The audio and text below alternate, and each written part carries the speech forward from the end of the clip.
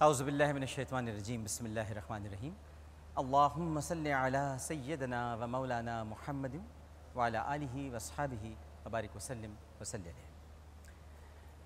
عالم اور عالم کے ساتھ عامر لیاقت حسین حاضر خدمت ہے۔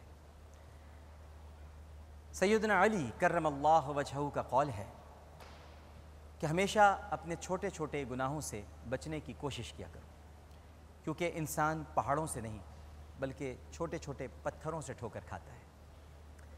پھر آپ فرماتے ہیں کہ جس گناہ سے عمر کم ہوتی ہے وہ بیوی سے بدسلوکی ہے، اور فرماتے ہیں کہ جس گناہ سے انسان پر لعنت ہوتی ہے وہ جھوٹ ہے، اور فرماتے ہیں کہ جس گناہ سے انسان کی پکڑ ہوتی ہے وہ ظلم ہے، اور فرماتے ہیں کہ جس گناہ سے رزق کم ہوتا ہے وہ زنا ہے، اور آپ فرماتے ہیں کہ جس گناہ سے پردہ فاش ہو جاتا ہے وہ نشہ ہے، اور فرماتے ہیں کہ جس گناہ سے پوری انسانیت تباہ ہوتی ہے وہ قتل ہے، اور پھر آخر میں فرماتے ہیں کہ جس گناہ سے نعمتوں کو زوال آتا ہے وہ تکبر ہے۔ تکبر یعنی اگر آپ اس آخری جملے پر غور کریں تو یہ تمام گناہوں کی بنیاد ہی تکبر سے شروع ہوتی ہے۔ اللہ تعالی ہم کو غرور سے بچائے، ریاکاری سے بچائے اور مکر سے محفوظ رکھے۔ ہماری آج کی اس محفل میں جو پہلا حصہ آپ اس وقت دیکھنے جا رہے ہیں، اور تھوڑی دیر کے بعد انشاءاللہ کراچی اور اس کے مضافات میں اذان مغرب کا وقت ہو جائے گا، اس سے پہلے لاہور میں ہوگا، لیکن علماء کرام ہمارے ساتھ تشریف فرما ہیں۔ پہلے میں ان کا تعارف کرا دوں، ہم ایک وقفہ لیں گے اور وقفے کے بعد دوبارہ عالم اور عالم جاری و ساری رہے گا، اور آج بڑا گھریلو سا ماحول ہے۔ دیکھیے اس طرف افطار کی تیاریاں شروع ہو گئی ہیں، علماء کرام پلیٹ فارم پر تشریف فرما ہیں۔ ہمارے ساتھ موجود ہیں مفتی اعظم پاکستان، تنظیم مدارس اہل سنت پاکستان کے سربراہ، چیئرمین مرکزی رویت ہلال کمیٹی پاکستان۔ کل بہت انتظار کرایا انہوں نے ہمیں، اور ہمیں مگر یقین تھا کہ چاند مفتی صاحب ہی کی زبانی ہوگا یا نہیں ہوگا، ہم سنیں گے، اور پھر ایسا ہی ہوا۔ ہمارے پیارے مفتی منیب الرحمان صاحب نے بالآخر پھر چاند کا اعلان کیا۔ تشریف فرما ہے پروفیسر مفتی منیب الرحمان صاحب، السلام علیکم، مزاج گرامی بخیر۔ اور ان کے ساتھ تشریف فرما ہے ناظرین کرام رئیس دارالفتہ اور محتمم جامعہ دارالہدیٰ گلستان جوہر کراچی، سابق رئیس دارالفتہ جامعہ فاروقیہ کراچی، جامعہ اشرف المدارس کراچی، ہمارے بہت ہی پیارے، بہت ہی محبت کرتے ہیں۔ تشریف فرما ہے مفتی عبدالحمید ربانی صاحب، السلام علیکم۔ وعلیکم السلام ورحمۃ اللہ۔ آپ ٹھیک ہیں؟ الحمدللہ۔ حاضر موجود ہیں متعدد کتابوں کے مصنف، محتمم مدرسہ امام حسین رضی اللہ تعالی عنہ اکیڈمی، سربراہ مجلس استقبال امام زمانہ، بہت ہی پیارے، ہم جب آپ سے گزارش کرتے ہیں آپ تشریف لاتے ہیں، علامہ سید شبیع الرضا زیدی صاحب، السلام علیکم۔ وعلیکم السلام۔ اور ان کے ساتھ موجود ہیں ایک بہت ہی خوبصورت مسکراہٹ کے ساتھ، ہمیشہ ان کے چہرے پر مسکراہٹ دیکھتے ہیں، ناظم اعلیٰ ہیں مرکزی جمعیت اہل حدیث کراچی، ابو انشا قاری خلیل الرحمان جاوید صاحب، السلام علیکم۔ آپ ٹھیک ہیں؟ آپ چاروں کو میں خوش آمدید کہتا ہوں، اور علماء کی محفل سج چکی ہے۔ آپ کے سوالات دیکھتے ہیں اس وقت ہمارے ساتھ ٹیلی فون لائن پر کون موجود ہے۔ السلام علیکم، السلام علیکم، السلام علیکم۔ میری آواز شاید نہیں پہنچ پا رہی ہے۔ السلام علیکم، آواز آ رہی ہے میری؟ آج تھوڑا سا ہمارے ہاں یہ تھوڑا سا آڈیو کا آج پرابلم ہے، لیکن انشاءاللہ پہلا دن ہے تو کچھ ٹیدنگ پرابلمز ہوتی ہیں۔ السلام علیکم۔ چلیں ہم حاضرین سے کوئی سوال کر لیتے ہیں، یہاں تک علماء تک لے کر آتے ہیں۔ آپ میں سے کسی کا کوئی سوال ہو تو ہم پوچھ لیتے ہیں، اگر ناظرین نہیں صحیح تو حاضرین ہی صحیح۔ کسی کا کوئی سوال ہو تو ہاتھ اٹھا دے، میں مفتیان کرام موجود ہیں، علماء کرام موجود ہیں، ان سے پوچھتا ہوں۔ کوئی سوال کرنا چاہے گا ادھر سے؟ جی بالکل، بتائیے۔ السلام علیکم۔ وعلیکم السلام۔ میں یہ پوچھنا چاہتی ہوں، جس طرح کہ اسلام میں مرد اور عورت کے حقوق کا برابر کا تقاضا کیا گیا ہے، جس طرح مرد کے حقوق اسی طرح عورت کے بھی حقوق دیے گئے ہیں۔ بالکل ٹھیک، آپ بھی کچھ بتائیں۔ اور میں زکوٰۃ کے بارے میں پوچھنا چاہا تھا کہ جو بیگم ہوتی ہے، بیوی ہوتی ہے، ان کا اگر کوئی زیور ہو جو ان کو جہیز وہیز میں ملتا ہے، جو بھی جتنا بھی ہے، تو اس کی زکوٰۃ کے مطلب شوہر نکالے گا اور کس انداز سے اور کیسے نکالے گا؟ بالکل صحیح۔ میں آپ دونوں سے پوچھتا، پہلے دو سوال وہاں تک پہنچا دوں۔ مفتی منیب الرحمان صاحب، پہلا سوال یہ ہے کہ کیا اسلام میں مرد اور عورت کے حقوق برابر ہیں یا مرد کو عورت پر فضیلت دی گئی؟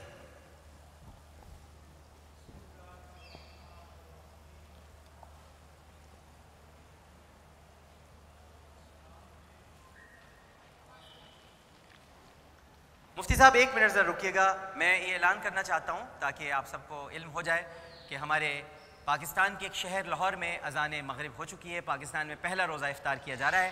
لاہور اور اس کے مضافات میں اذان مغرب کا وقت ہوا چاہتا ہے۔ راوی کنارے بسنے والے، داتا دربار کے ارد گرد رہنے والے اپنے پہلے روزے کو افطار کریں۔ جی مفتی صاحب۔ بسم اللہ الرحمن الرحیم۔ سب سے پہلے تو یہ جاننا چاہیے کہ عورت کی حیثیات کیا ہیں۔ صحیح۔ عورت ماں ہے تو انسان کی سب سے زیادہ محبت کی، حسن سلوک کی حقدار ماں ہے، یہاں تک کہ رسول اللہ صلی اللہ علیہ وآلہ وسلم نے جب آپ سے پوچھا گیا کہ من احق بحسن صحابتی، کہ یا رسول اللہ صلی اللہ علیہ وسلم کہ ہمارے حسن سلوک کی سب سے زیادہ حقدار کون ہے، تو آپ نے فرمایا تمہاری ماں۔ پھر پوچھا، پھر آپ نے فرمایا تمہاری ماں۔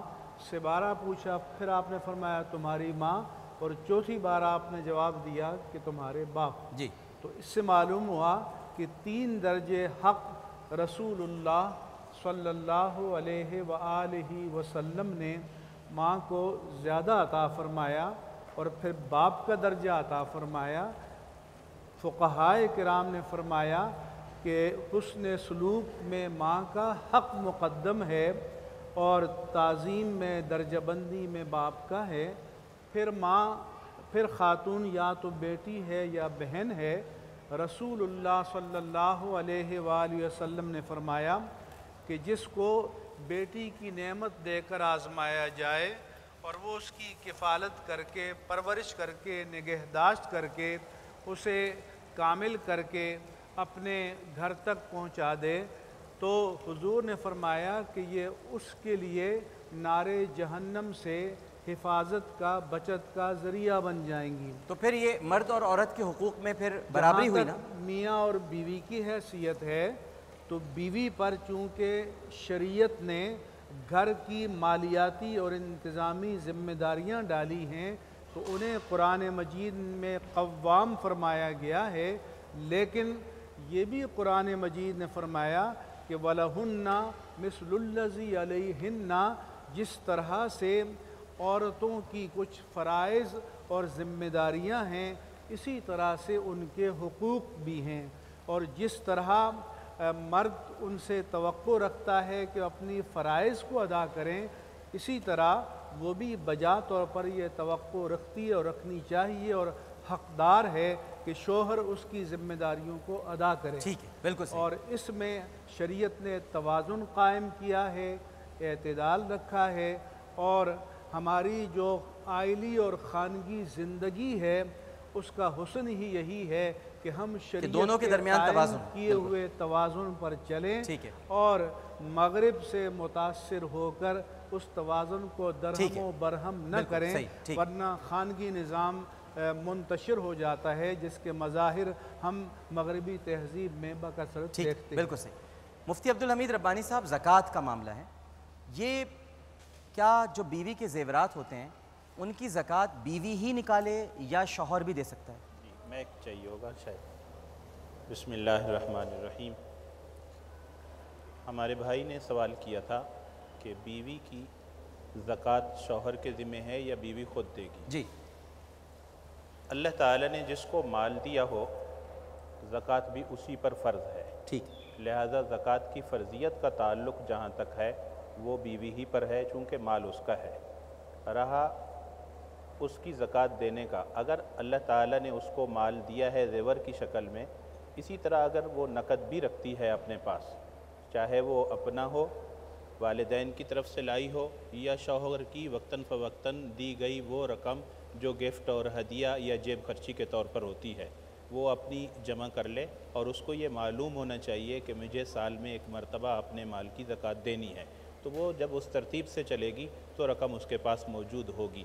البتہ اگر اس کے پاس رقم نہ ہو اور شوہر اخلاقاً اس کی طرف سے زکوٰۃ ادا کرے تو بیوی کی اجازت کے ساتھ رقم وہ دے دے تو زکوٰۃ ادا ہو جائے گی۔ ٹھیک ہے، ورنہ بغیر اجازت کے اگر اپنی طرف سے اس نے زکوٰۃ دے دی تو زکوٰۃ ادا نہیں ہوگی۔ ٹھیک ہے، بالکل یہ صحیح، ہے تفصیل ٹھیک ہے، اس بالکل زکوٰۃ صحیح۔ کے ایک متعلق۔ چھوٹا سا وقفہ لیتے ہیں، وقفے کے بعد جی اس تصور کو بھی ذرا واضح ہونا چاہیے کہ لوگ یہ سمجھتے ہیں کہ سونا تو ہمارے پاس ہو تو اس سے الگ کوئی پیسہ ہے تو پھر تو زکوٰۃ ہے، ورنہ نہیں ہے۔ شریعت نے مال پر زکوٰۃ واجب کی ہے۔ اگر آپ کے پاس سونا ہے اور کوئی پیسہ نہیں ہے تو اس میں سے آپ کو زکوٰۃ دینی ٹھیک، ہوگی۔ بالکل صحیح۔ ایک چھوٹا سا وقفہ، وقفے کے بعد دوبارہ حاضر ہوں گے۔ ہمیں یقین ہے کہ آپ سب لوگ ہمارے ساتھ ہی رہیں گے۔ السلام علیکم ورحمۃ اللہ۔